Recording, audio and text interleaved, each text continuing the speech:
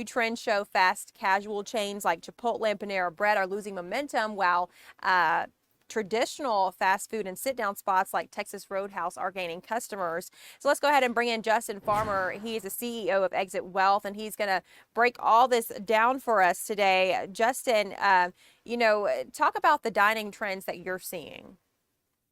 Hi, Jasmine. Good afternoon. It's really all about if a server is involved or not. And the squeeze is definitely in the middle.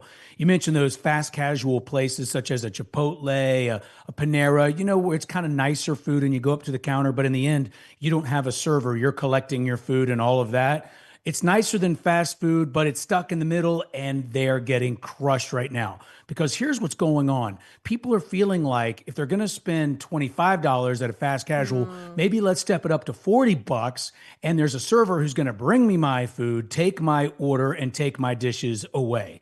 So it's the Mexican place around the corner or the Chinese place around the corner, or you mentioned a Texas Roadhouse or a Chili's or Applebee's. Again, there's a server involved and people are either stepping up to that or they're stepping down below fast casual and going straight down to fast food where it's just value. That is simply, can I get a meal for as cheap as possible? So there's a big war going on in fast food.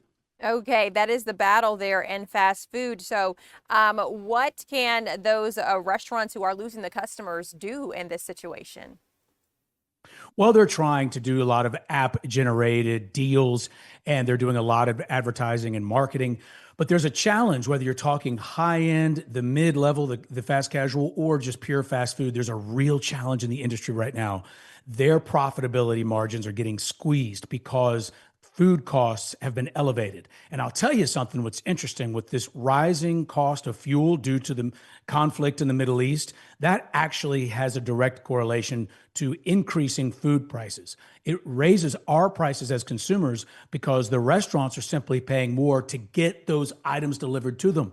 So if you are delivering millions of pounds of potatoes a year, if you're a Chick-fil-A or a McDonald's for your French fries, it simply costs more money to get those potatoes to all of those thousands and thousands of restaurants. Those costs go up and the restaurants have a choice. Either they raise prices on you, on me, or they simply have less profit margin. And that is hard to sustain over the long term. Yes, and of course they're going to raise those prices for consumers. Didn't think about the war impacting food prices, but can you tell us about the upper end? Is fine dining hurting as well? I'm a person who typically would rather go eat at a restaurant than go get fast food, even if it's to go. I still rather go grab my food to go from a fine dining restaurant or a place that you would actually go sit down and eat at. So is fine dining hurting? Well, Jasmine, how you are feeling is emblematic of the trend, which is to say, fine dining is doing pretty well. And what it means is this: wallets are getting tighter. Remember when right after COVID and there was all that free money flowing in the system and interest rates, the Fed pushed those interest rates all the way down to zero or near zero for so long, and so many people were feeling fatter in the wallet. We simply, in general, as most Americans, had more disposable income. Well, this is a very different world now here in 2026. So it's not that people are choosing fine dining and fast casual and fast food. It's just that they're making a choice. And what they're choosing is, as you just said, if they are going to treat themselves to some food that someone else makes, they're going to eat out in some form or fashion. They seem to be eating out a little bit less, but when they do go a little more luxurious. Everybody's stepping up from the category they used to be in. Again, with the exception being it's the middle that's getting hurt. People are looking for value at the low end on pure fast food, or they're stepping up to nicer and nicer when they do want to treat themselves to a date night.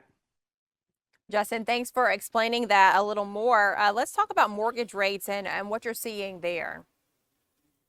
You know, mortgage rates, when they pushed up past 5.5% and 6%, the way we've been now for 26 months, we all thought by now they would start to slide back down, but they just haven't for several reasons.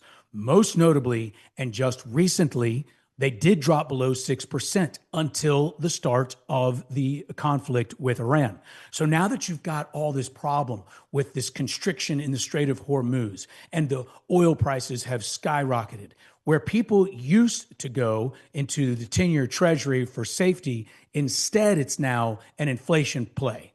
So I don't want to get too far in the weeds on this on finance, Jasmine, but here's the point, that when there are conflicts in situations such as this that is involving oil and energy supply, and so you have fuel prices around the globe going higher, there's an inflationary pressure.